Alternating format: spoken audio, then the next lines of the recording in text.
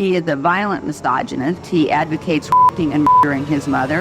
His lyrics are totally socially unacceptable. He might any woman he comes across. And the Grammy goes to Mr. Controversy, Eminem.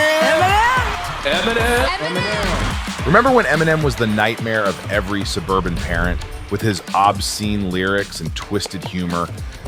I enjoy his music, but he scares me. Times have changed. Hip-hop has matured, and so has Eminem. But in May 26, 2002, Eminem dropped The Eminem Show, an album that's now a cornerstone of hip-hop history.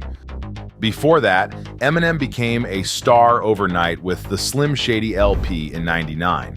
Yeah, well, it came out great. The album's amazing, and it's doing amazing. My Name Is was everywhere.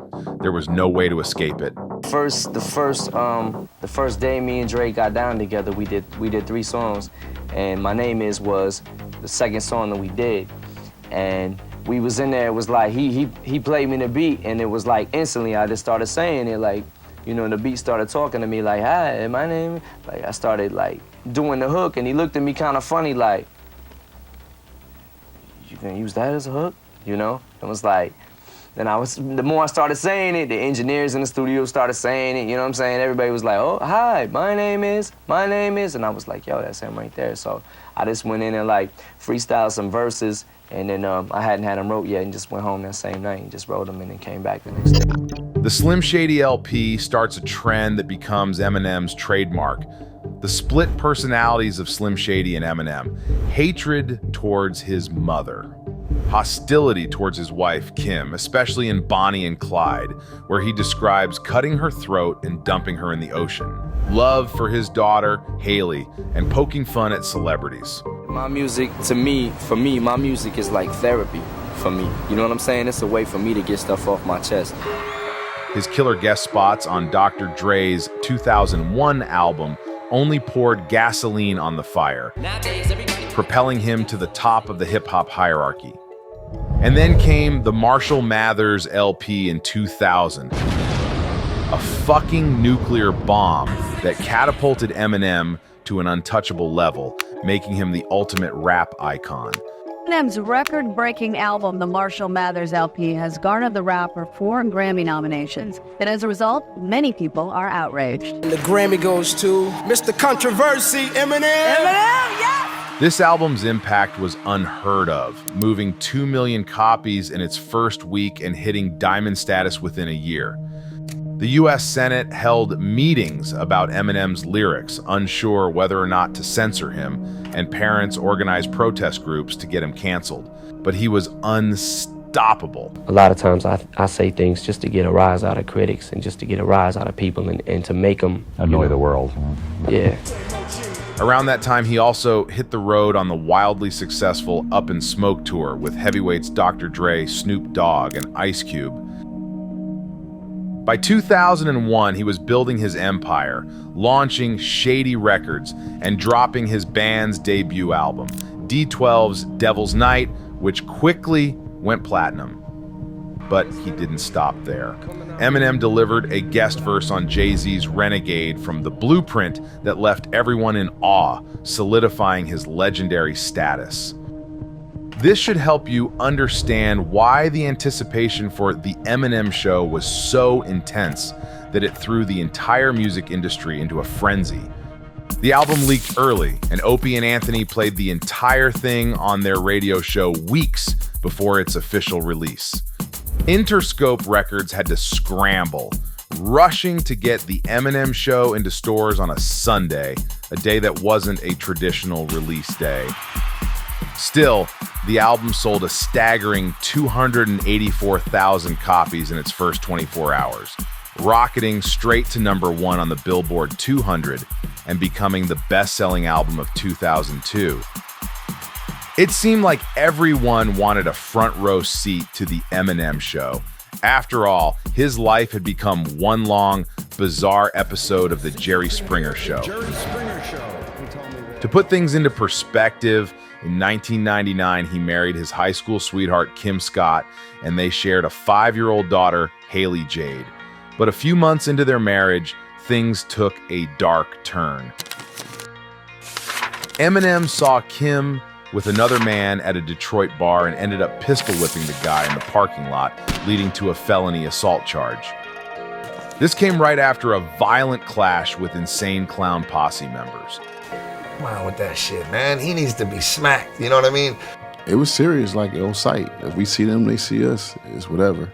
And I think they rented a Marshall at a car shop or some shit, like way back in the day. I forgot what happened, but yeah, it was serious, man. I remember one time. That same year, his mother, Debbie, sued him for lyrics about her drug abuse and his troubled childhood.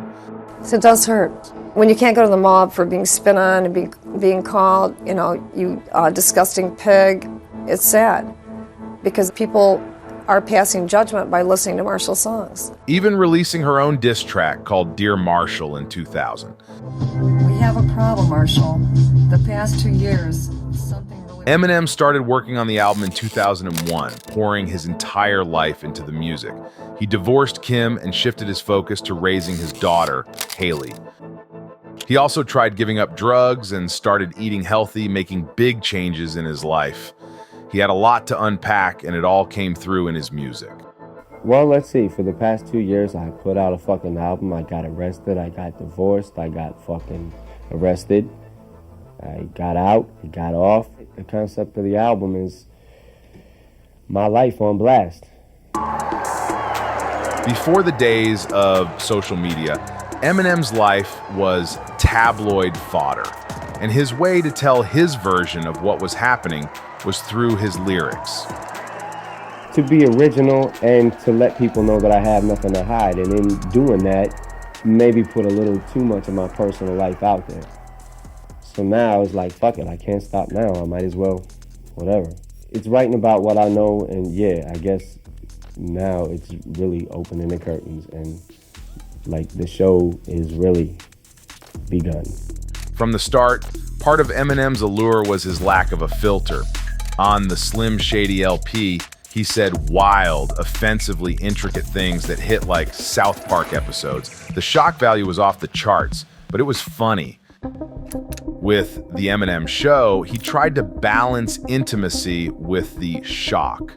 But even then, he ended up telling his mom she was forever dead to him on a song that was always on pop radio.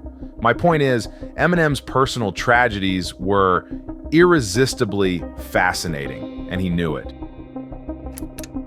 On this album, his pain takes center stage. He digs into family issues with Cleaning Out My Closet, talks about fame in Without Me, and reflects on being a dad in Haley's song. Eminem proved he could infuse his tracks with real emotions like regret, anger, and even despair. Cleaning Out My Closet became a surprise hit, doing even better on the charts than similar songs like The Way I Am and Stan. In short, this album had a more personal and mature feel, helped by the fact that Eminem took on a bigger role in production. While most fans think Dr. Dre made his signature sound, Eminem actually produced 90% of the album. This was Eminem showing he could do it all. He knew exactly why he was so compelling, and that insight is all over the album. He burst onto the scene almost a decade after white rappers had been dismissed as a joke, and his skin color played a huge role in his success. Whether they realized it or not, millions of white kids were waiting for a white rapper who wasn't cringe. Eminem delivered, and they couldn't get enough. And there was also, you know, the fact of the no getting away from fact that I am white, you know, and this is predominantly black music, you know, and... On White America, the first song on the album, M explains exactly how his race propelled him into such a position of prominence. Let's do the math. If I was black, I would have sold half. I ain't have to graduate from Lincoln High School to know that.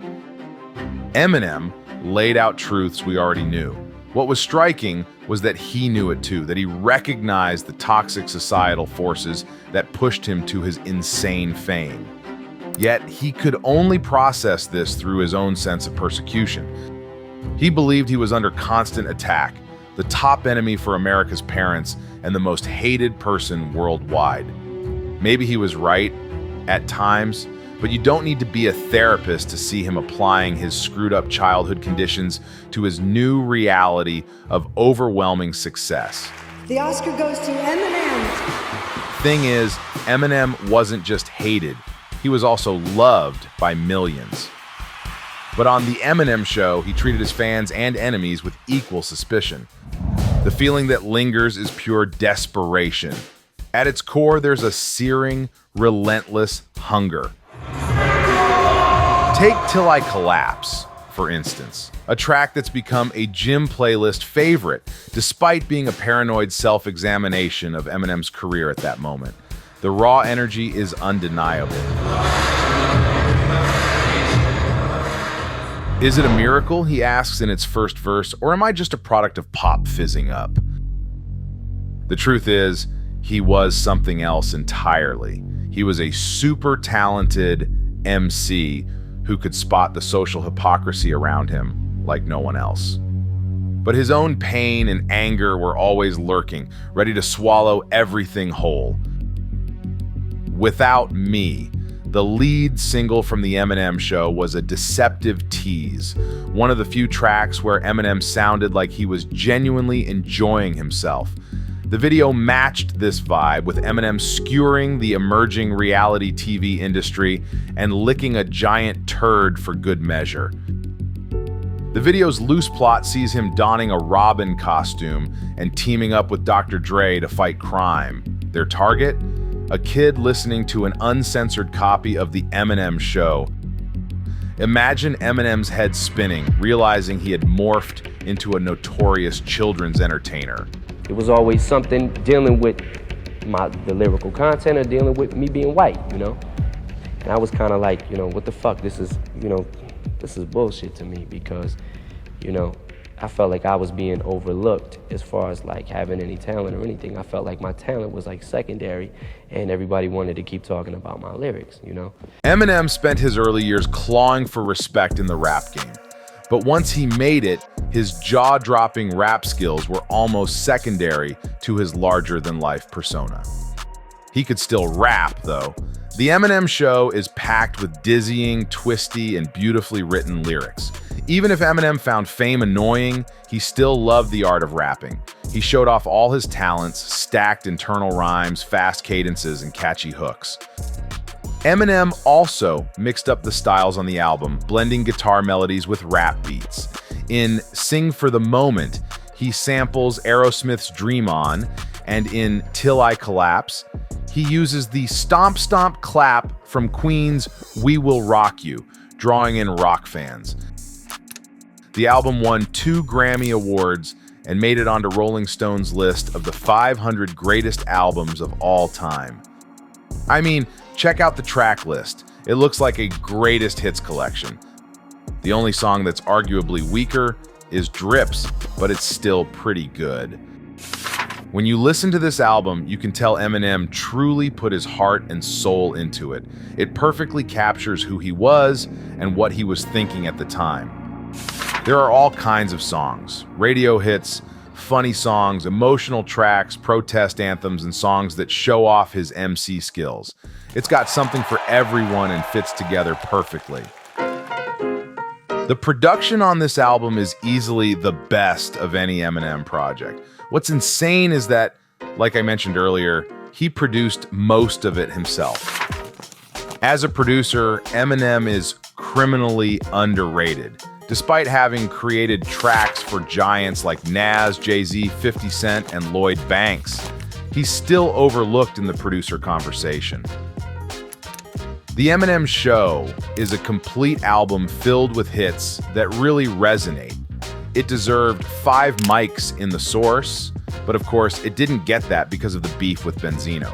If anyone else had been in charge, it would have definitely scored 5 mics. This album stands the test of time as a testament to Eminem's unmatched flow and provocative lyrics. It might not shock the censors today, but for an entire generation, every word still gets spit out with defiance. Fast lane chain when I pass in the street. Bag of money in the passenger seat. Simcoe's been asking for me on the road from the west to the east. Way up, I might never come down, cause the coast racking up the flight miles. So high, I might never come down, so what, this is my lifestyle.